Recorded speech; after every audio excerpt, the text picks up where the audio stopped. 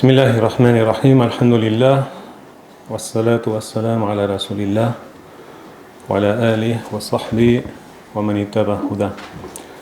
En el nombre de Allah, el misericordioso, el clemente, que la paz y las bendiciones estén con nuestro amado profeta Muhammad, con su familia y con sus compañeros. Bueno, primero quisiera decir que para mí es un placer doblemente estar aquí. Primero porque siempre que vengo me siento como en mi casa, con todos vosotros y vosotras. Y segundo por la situación que estamos pasando con esta pandemia, que ya hacía casi 2 años que no venía por aquí. Y cuando empezó lo de la pandemia del coronavirus, la primera jutba que yo hice fue cuando pasó Ramadán. Dije que ese año habían habido 2 ramadanes, un ramadán para los musulmanes y un ramadán alami, un ramadán universal, en el que todo el mundo se tenía que alejar de sus seres queridos, de lo que hacía en el día a día, de estar confinados en casa, millones y millones de personas, y que incluso, como todos visteis, mucha gente se planteaba si con esta pandemia íbamos a hacer como lo que normalmente tiene que hacer el musulmán en Ramadán, que es una autorreflexión de si está llevando una vida correcta y si después de esa pandemia, si pasa, tenemos que llevar una vida mejor o no. Y eso se lo planteó prácticamente todo el mundo. La cuestión es, si nosotros como musulmanes, haya pandemia o no haya pandemia, siempre está ese Ramadán que aparentemente quien no lo conoce ve como una fatiga, un cansancio, una fatiga, también casi como una forma de maltratar el cuerpo, ¿no? Cuando uno no come, no bebe, tiene que rezar, hacer tarawih, aparentemente es cansancio, es fatiga. Pero es todo un ejercicio espiritual también para el cuerpo, para estar luego preparado para lo que pueda venir. Y alhamdulillah, esta es, como he dicho, esta vuelta otra vez, poco a poco, le pedimos a Allah que sea así, a la normalidad otra vez, inshallah. Y yo, antes de empezar, quería hacer un llamamiento, porque creo que es muy importante, al rol de las mezquitas. Es cierto que antes de la pandemia ya la gente se aprovechaba y sacaba mucho provecho de las redes sociales. Cuando ha llegado la pandemia, digamos que se ha elevado al máximo el uso que se ha hecho de redes sociales con tema de conferencias, charlas, jutbas, etcétera, etcétera. Pero eso no quita que nosotros, como creyentes, tengamos que reforzar todavía nuestra relación con la mezquita. Sobre todo eso hay que inculcarlo a los jóvenes, porque las mezquitas son la casa de Allah. Y si bien las redes sociales te aportan mucha información de manera muy inmediata, muy rápida, prácticamente en lo que uno busca, toda la parte humana, espiritual, no es lo mismo vivirla por las redes sociales que vivirla de persona a persona. Y cuando el profeta Muhammad sallallahu alaihi wasallam llegó a Medina, lo primero que hizo fue construir la mezquita, edificar la mezquita, porque era el centro neurálgico de esa comunidad musulmana, que luego iba a ser, entre comillas, ese imperio que se iba a extender por todo el mundo, pero era el centro de la vida de los creyentes. Y por eso tenemos que nosotros reforzar nuestra relación con la mezquita, porque luego también la gente que quiere acercarse al Islam necesita de un lugar al que ir, no va a ir deambulando por la calle. Puede acceder a la información con el móvil, pero necesita un lugar físico, un lugar en el que se encuentre con la gente, les pregunten. Y lo más básico, que desgraciadamente lo perdemos y la gente también lo está reconociendo, lo más básico, que es gente que te hable con buenas palabras, que te escucha, que te atiende, que, como dijo el profeta sallallahu alaihi wasallam, te sonríe. Y hay gente que puede estar conectada las 24 horas a las redes sociales, pero hay cosas que necesita, que son tan básicas, que son las relaciones humanas.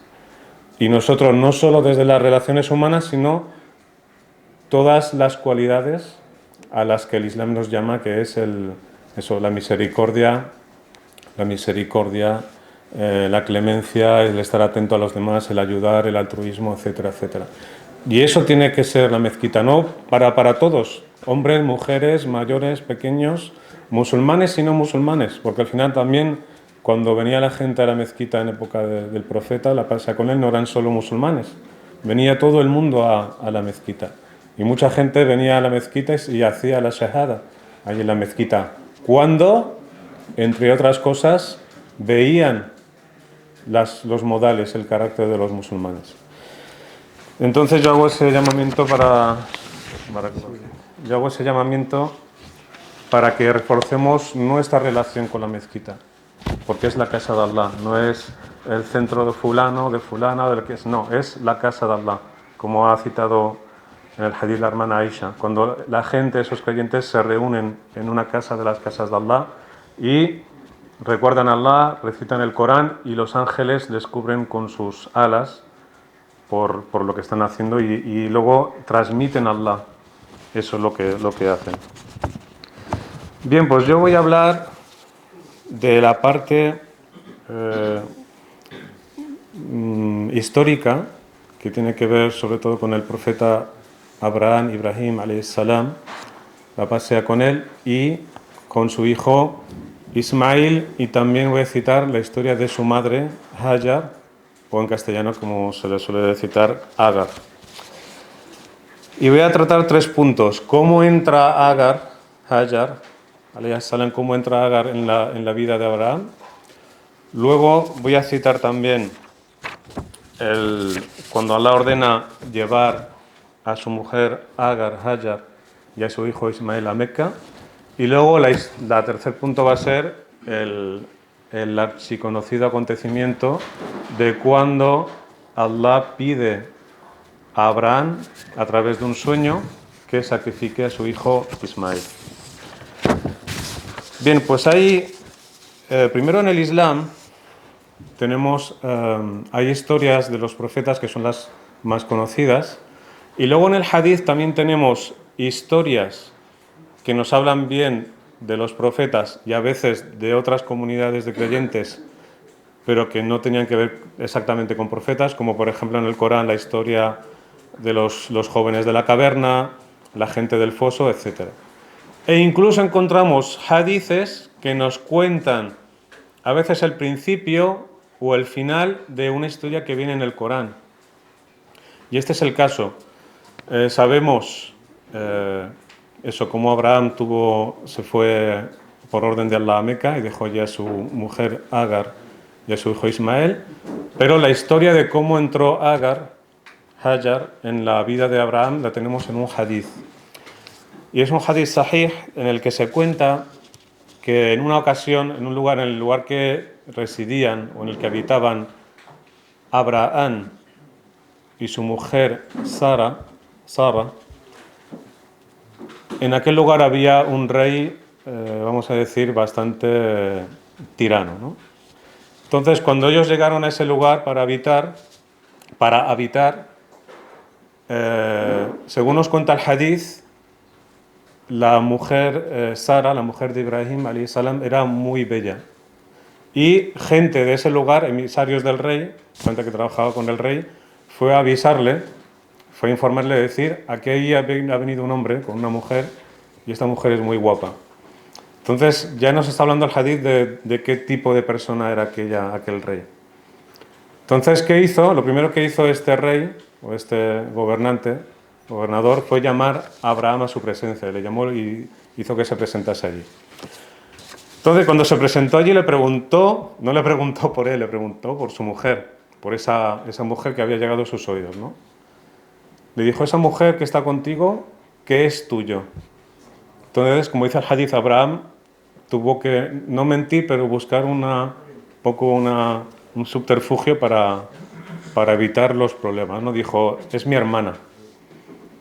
Y ahora explicaré. Él dijo, es mi hermana. Entonces se fue, le dejó. Entonces cuando Abraham volvió a su casa, le dice, mira, este rey me ha llamado me ha preguntado por ti, y yo sé lo que quiere. Y yo he dicho que tú eres mi hermana. Y le dice, no he mentido porque por Allah te digo que sobre la faz de la tierra ahora no hay más creyente que tú y yo. Entonces tú eres mi hermana en la fe. Entonces no mintió al pasar, él buscaba ese subterfugio para evitar. Pero aún así el rey hizo que esa mujer, que la mujer Sara, salam, se presentase ante el rey. Entonces Sara sabía lo que podía pasar. Entonces el hadith es muy bonito porque dice, hay una cosa en el Islam que se llama el tawassul. Tawassul es, yo lo traduzco como la plegaria intermediadora, que significa que tú, ante algo que ocurre, que te acontece en un momento que tú no esperas y que necesitas una respuesta rápida de Allah, te diriges a Allah y le dices, oh Allah, yo en su día hice una buena acción y tú la citas, hice esto, y yo sé que eso es bueno y a ti te agrada, y dices, si eso lo hice buscando tu complacencia y por complacerte a ti, ayúdame. Y eso es lo que hizo Sara. Sabía que ese rey pretendía cosas malas, incluso obscenas con ella, y dijo, oh Allah, esto es lo que dijo Sara, oh Allah, si yo he guardado mi castidad por ti y para mi marido, no dejes que esta persona me haga algo, porque lo he hecho por ti, me he mantenido casta. Entonces ese rey vino y cuenta el hadith que vino, intentó tocarla, ¿no? Entonces cuando intentó tocarla, cuenta el hadith que se le agarrotó el brazo, se le quedó paralizado y no podía moverlo. Entonces ese rey sintió algo y le dijo, ayúdame, le dijo a ella mismo, quítame esto, ayúdame, ¿no? Quítame. Sintió que era ella como la que había ocasionado eso, ¿no? Entonces ella como dijo por dentro, Allah, déjale, entonces se soltó. Entonces, bueno, ya pudo utilizar el brazo, ¿no? Pero cuenta el hadith que, fijaos esa persistencia del ser humano, que incluso cuando le ha pasado algo malo, pero su pasión le guía y le tira y le empuja, él quería otra vez, a pesar de lo que había visto que le había ocurrido. Entonces se quiso aproximar otra vez a ella y cuenta el hadith que cuando iba a tocarla se le agarrotó todavía más el brazo y estaba mucho más inmóvil que antes, ¿no? Entonces le dijo otra vez, ayúdame, quítame esto. Entonces ella por dentro dijo, Allah, déjale. Y entonces él volvió a recuperar el movimiento, ¿no? Entonces este hombre, el rey este que dijo, no me habéis traído una mujer, me habéis traído un demonio. Pensaba que era como un tipo de bruja o algo, porque él había intentado hacerle algo y no pudo, ¿no? Entonces, ¿qué hace? La deja y ya desde entonces él toma la decisión de no tocar, no aproximarse ni a ella y a Abraham, dejarlos en paz. ¿Y qué hace? Le regala este rey a Sara, le regala una sirvienta, que es Hajar, es Agar, la madre que será de Ismael. Y no se cuenta en el hadith, pero ¿qué dicen los sabios? ¿Por qué le hace este regalo? Porque él pensaba que era un tipo de bruja, de alguna cosa, entonces dice, bueno, toma, te hago este regalo, olvida, aquí no ha pasado nada y no me hagas ningún mal, ¿no? Pensando, toma esto, ya olvídate de esto, no me hagas ningún daño. Entonces, Sara volvió a casa con Agar y Abraham le preguntó, ¿y quién es esta mujer? Dijo, es un regalo que me ha hecho este rey después de que Allah me protegiese de lo que quería hacer conmigo. Y es así como entra, luego cuentan los sabios que, claro, tampoco hay que entender aquí si era esclava, era sirvienta, eran otros tiempos, pero como dicen los sabios que Abraham le dio la libertad y se casó con Agar, con Hajar. Este es el primer punto, esta historia que a veces no es muy conocida, pero viene en un hadith sahih, un hadith correcto, y nos cuenta esta historia. Luego, el segundo punto que quería tratar es cómo Allah ordena a Abraham que tome a Agar y a su hijo Ismael, que es un retoño que acaba de nacer, para que se instalen en Meca. Claro, cuando llegan allí no hay, según nos cuenta el hadith, no hay absolutamente nada en Meca. Está todo deshabitado, yermo, no hay absolutamente nada. Entonces, llegan allí, cuando llegan allí, se instalan, entre comillas, por decir que se instalan a hacer algo, se quedan allí, y entonces Abraham hace el gesto, hace la intención de irse y se va. Entonces, Agar, pues sorprendida, llama a su marido y le dice, Abraham, Ibrahim, dice, nos dejas aquí y te vas. Pero Abraham no contesta. Entonces, y le repite esa pregunta varias veces, hasta que Agar le dice, Ibrahim, ¿es Allah quien te ha ordenado que nos dejes aquí, a mí y a tu hijo, Ismael? Y él dice, sí, es el que me ha ordenado yo. Entonces ella que dice, si te lo ha ordenado él no nos va a abandonar.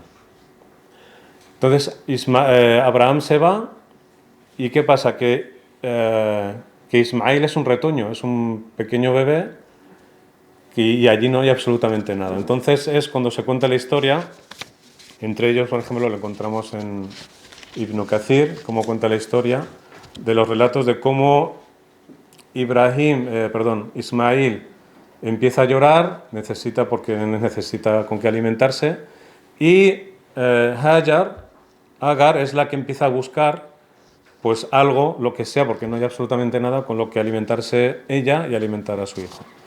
Y de ahí es lo que se van a hacer el Hujjaj, los peregrinos, que es un rito dentro del Hajj que se llama Sa'i, el tránsito entre Safa y Marwa. Y hay una parte que además incluso allí, cuando vas, me acuerdo cuando fui, hay ves el pasillo que es muy largo entre Safa y Marwa y hay unas luces que cuando no sabes dices, ¿esas luces qué son? Hay como unas luces que tú vas, digamos, andando normal y cuando llegas a la primera luz tienes como que, digamos, trotar un poco, ir con un poco aligerar el paso, hasta que hay otra luz y ahí ya dejas de ir como aligerando el paso y sigues andando normal. Y son los sitios que, según la tradición, es como Agar iba corriendo en busca de un alimento para su hijo Ismael. Entonces se rememora, cuando hacemos el Sa'i, de cómo Agar iba de un lado a otro entre Safa y Marwa buscando el sustento para su hijo. Hasta que ya un ángel, y en otros relatos se cuenta que es Jibril, le dice, se ve aquí y encontrarás la fuente, el pozo de Zamzam. Y ella tenía un odre, según cuenta, metía la mano así en la tierra, se le llenaba la mano, iba metiendo el agua en el odre de piel, iba así, iba cogiendo agua y metiendo, hasta que se le llenaba el cuenco de la mano, ¿no? Y ya, claro, cuando ya empieza a haber agua y ya tiene alimentos, y justo en poco tiempo llegan unas tribus nómadas que son árabes y se instalan allí. ¿Por qué se instalan allí? Porque, entre otras cosas, no era fácil encontrar agua y había agua abundante con el agua de Zamzam. Se instalan allí y, claro, cuando se instalan, pues traen sus ganados, su pequeño comercio, etcétera, y entonces ya hay vida. Y es Ismael quien va a ser el profeta que se arabiza, que se cría con los árabes y quien aprende realmente el árabe. Entonces queda ahí hasta que ya crece, se hace, pues digamos, como se dice hoy día, alcanza una mayoría de edad y viene Abraham, que es lo que ha leído usted de Abu Bakr, viene para construir lo que se llama Qawaid al-Bayt.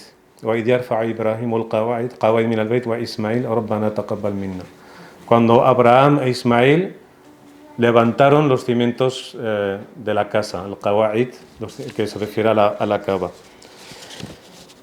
Y va a ser luego cuando Allah va a poner en una gran prueba al profeta Abraham. Porque Abraham tuvo, como dice, lo encontramos en el Corán, tuvo a Ismael cuando ya había alcanzado una edad, ya no pensaba que iba a tener hijos, y él siempre había anhelado y había deseado tener un hijo, y Allah le concedió a Ismael y luego le concedió a Isaac. Entonces, cuando él ya vuelve a Meca, Ibrahim vuelve a Meca, vuelve con su mujer, vuelve con su hijo, cuando digamos lo tiene todo, es cuando Allah, a través de un sueño, le pide y le exige, porque es una orden, que tiene que sacrificar a lo que más quiere, que es a su hijo Ismael. Entonces, yo recuerdo cuando empecé a estudiar, el sheikh con el que estábamos nos contó esta historia y decía, claro, cuando Ibrahim se despierta, porque normalmente pueden haber varias formas con las que Allah se dirige a los profetas y les enseña cómo tienen que hacer las cosas. Viene a través de un ángel o una revelación, pero en este caso es a través de un sueño. Pero los sueños eran la forma o parte, eran parte de la forma con la que Allah ordenaba cosas a sus profetas. Entonces ve ese sueño y entonces se dirige a Ismael y le cuenta, le dice eso. Entonces nos lo dice en el Corán. Y cuando Ismael alcanzó una edad madura, Abraham le dijo, Ya Bunay, bueno, en árabe es como hijito, una forma de decir hijo mío, es una forma como se dice en árabe, li tahabbub, que es su hijo, ¿no? su hijo querido. Hijo, dice, he visto en sueños que te inmolaba, que te sacrificaba. Mira que te fandur madatara. ¿Te fijas bien? Él, como decía, aquí decía mi maestro, decía, él podía haber cogido y haber pensado, mientras duerme, sin que se entere, lo sacrifico y así no sufre nada, yo no sufro, no se enteró, no. Va y le dice, se lo cuenta, dice, hijo mío, he visto en sueños, y los sueños son algo de Allah, que me ha pedido que tengo que hacer esto. ¿Qué te parece? Un fandur madatara. ¿Qué piensas?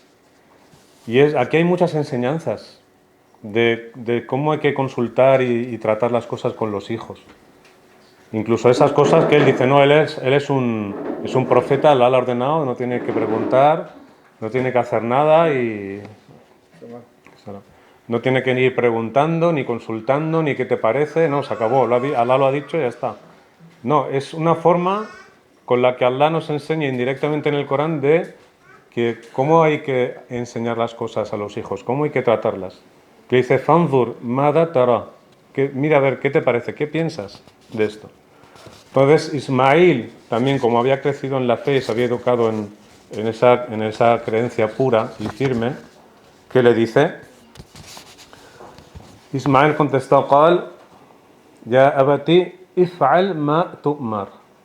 Padre, además aquí también dice, abati es una forma de decir padrecito, pasa que no lo decimos en castellano, es también padre.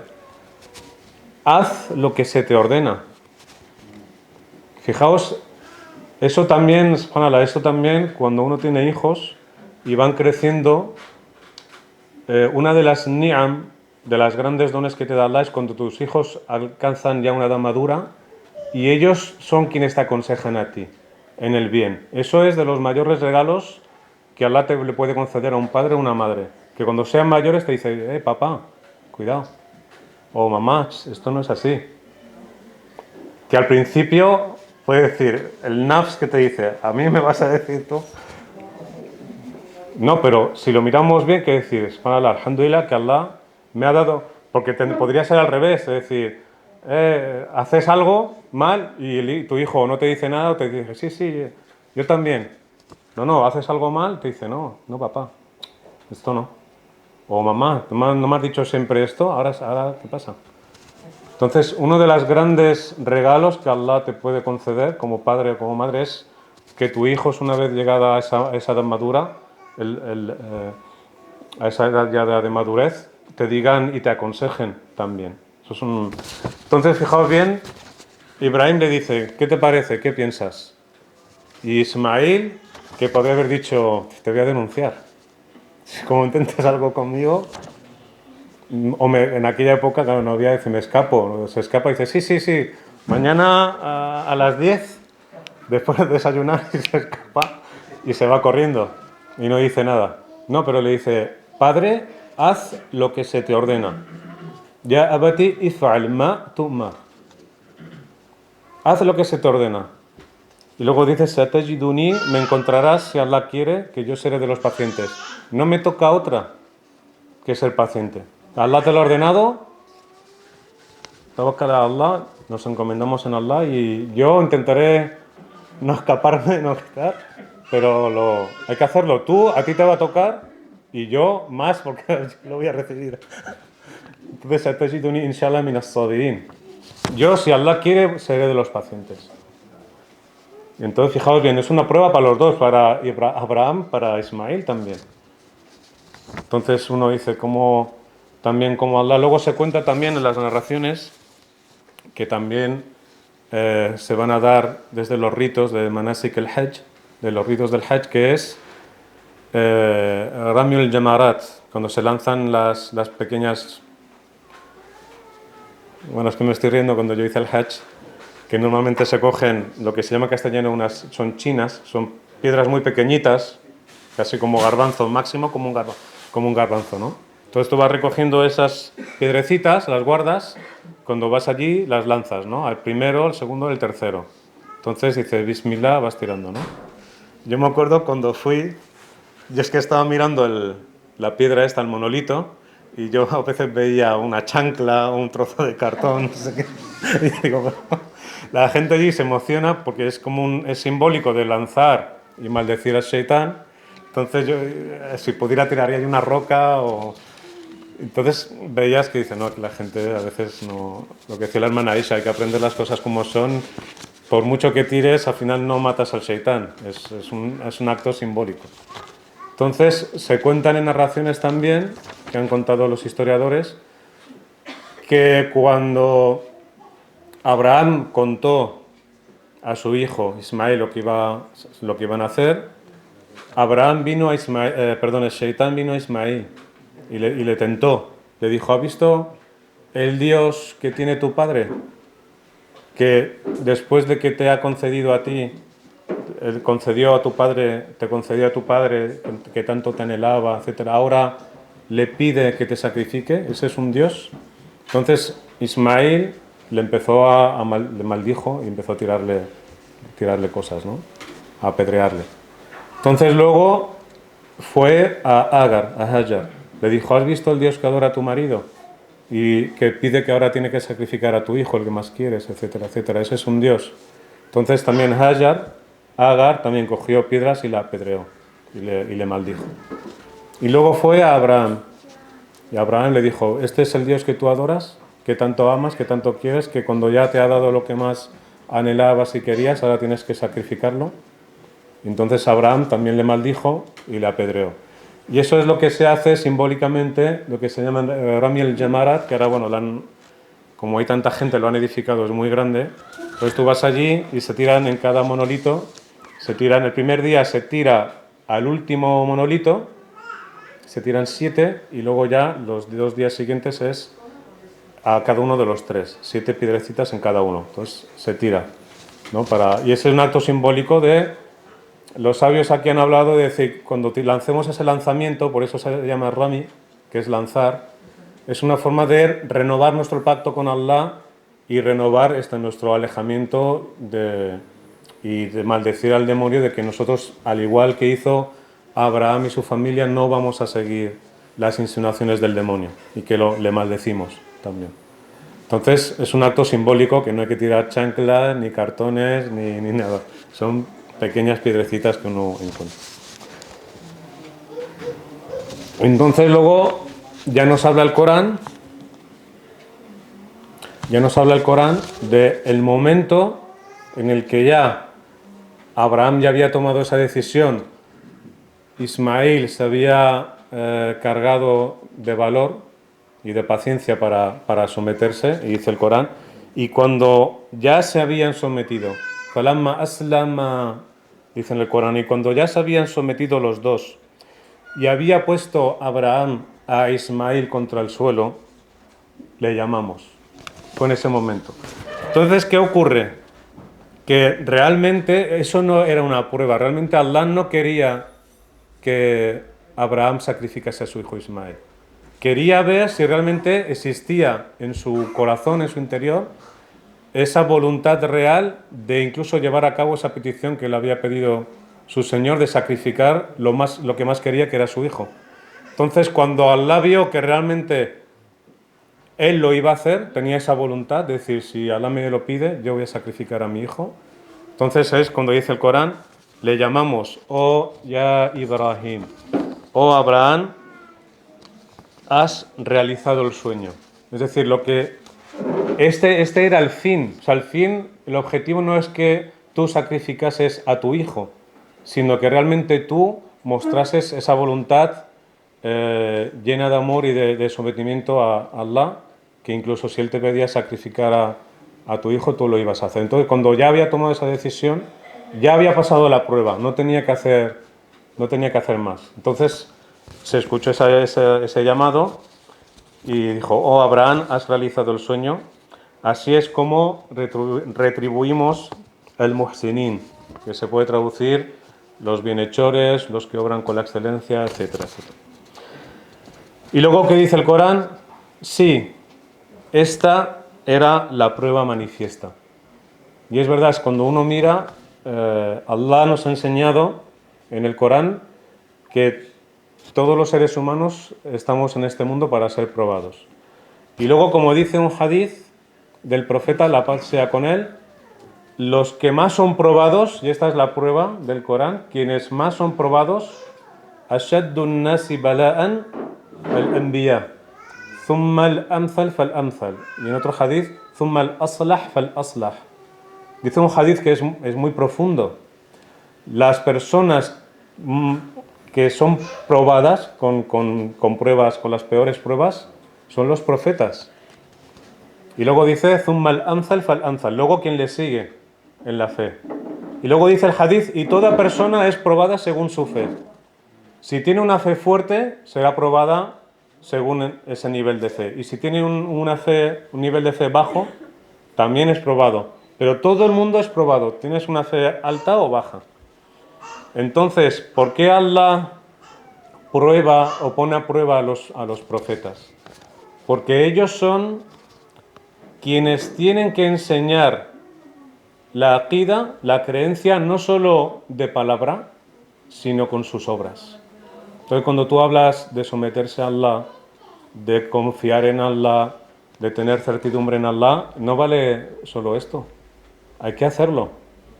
Entonces, si los profetas son el ejemplo a seguir, tienen que ser el ejemplo a seguir en lo que dicen y en lo que hacen. Entonces necesitan pruebas muy altas, porque van a pasarlas, tienen esa capacidad para luego yo ser ejemplo. Y por eso dice el Corán, esta es la prueba evidente. A ver, ¿quién va a pasar esa prueba de entre nosotros? El bala'ul mubin. ¿Quién va a pasarla? Pero por eso son el qudwa, que se dice en árabe, el uswa, el modelo, el ejemplo a seguir. Y eso no es porque Allah no les amase o no les tuviese, no, porque yo tengo aquí un ejemplo, con esto voy a acabar, yo tengo un ejemplo para explicar por qué Allah Azza wa Jal pone a prueba a los profetas y pone a prueba a los creyentes. Es como una persona que hace salto de pértiga, ¿no? Normalmente el entrenador es un atleta que ya ha sido atleta y conoce bien el deporte, ¿no? Entonces, cuando ve a una persona, solo con verla, sabes si vale o no vale para ese deporte. Eso pasa en todo, hasta en los trabajos, en todo. Te ven y sabes si vales o no vales. Entonces, si ve a un atleta que todavía no salta bien, pero sabe y ve que tiene capacidades, ¿qué le hace? Coge el listón y se lo pone arriba, más alto. Entonces, el atleta que dice, ¿qué piensa? ¿Que me lo ha subido para que yo me caiga, me rompa la cabeza, me rompa los dientes? No, porque el entrenador sabe que él es capaz de hacer ese salto, pero como Allah le ha hecho las cosas en la vida, tienes que esforzarte, tienes que entrenarte, tienes que hacerlo muchas veces hasta que te sale. Entonces, cuando te sale ya, tú mismo te reconfortas porque dices, subhanallah, me ha costado, pero lo he hecho. Entonces Allah hace lo mismo, te pone pruebas no para que lo pases mal tú, sino porque Él sabe que eres capaz de superarlas. Y cuando superas esas pruebas, obtienes más paciencia, aprendes a hablar mejor, aprendes a dirigir a la gente, aprendes nuevas virtudes. Entonces Allah no te pone pruebas para hacerte sufrir. Entonces cuando nos venga una prueba de Allah no lo veamos como que es algo malo, para pasarlo mal, sino para qué puedo sacar yo de la prueba que a mí me beneficie y yo pueda desarrollarme como creyente y yo pueda evolucionar. Y es así, es así. Entonces esta es lo que conmemoramos todos los años en Eid al-Adha, en la fiesta, que no es la fiesta del Cordero, que es Eid al-Adha, es la fiesta del gran sacrificio, porque es el Akbar, el Adha, el mayor sacrificio. Es la fiesta en la que conmemoramos ese gran sacrificio que Allah le había pedido realizar a Abraham y que pasó esa prueba. Y por eso luego Allah hizo de él también un mensajero más, y somos como creyentes, un pilar de la fe es creer en todos los profetas. Y una fiesta de los musulmanes, el Eid al-Adha, es recordar a Abraham y recordar la prueba por la que Allah le hizo pasar. Pues eso, recordemos ese sentido, sobre todo el día del Eid, inshallah que será el martes, y sobre todo también transmitirlo a nuestros hijos. Primero nosotros, comprenderlo, el tema del sacrificio, del esfuerzo, del sometimiento a Allah, y también transmitirlo a nuestros hijos.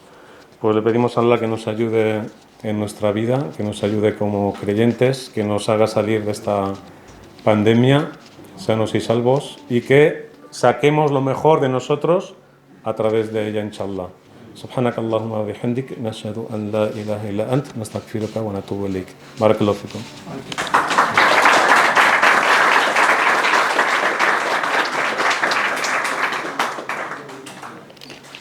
Si quieren hacer preguntas, si quieres decir. Vale. Dejar un tiempo para preguntas. Sí, hay algunas preguntas sobre lo de pértiga, ¿no? Porque yo no sé de pértiga. De taekwondo sí, de pértiga no.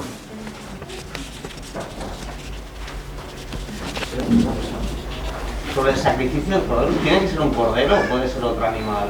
En principio es el cordero. En principio es el cordero porque fue lo que... Pero luego también, claro, si vive uno en un país y hay otros animales, pues no vas a exportar a posta un cordero. Entonces, al final es un sacrificio que se hace en conmemoración. Pero también depende, pero yo prácticamente en todos los países hay.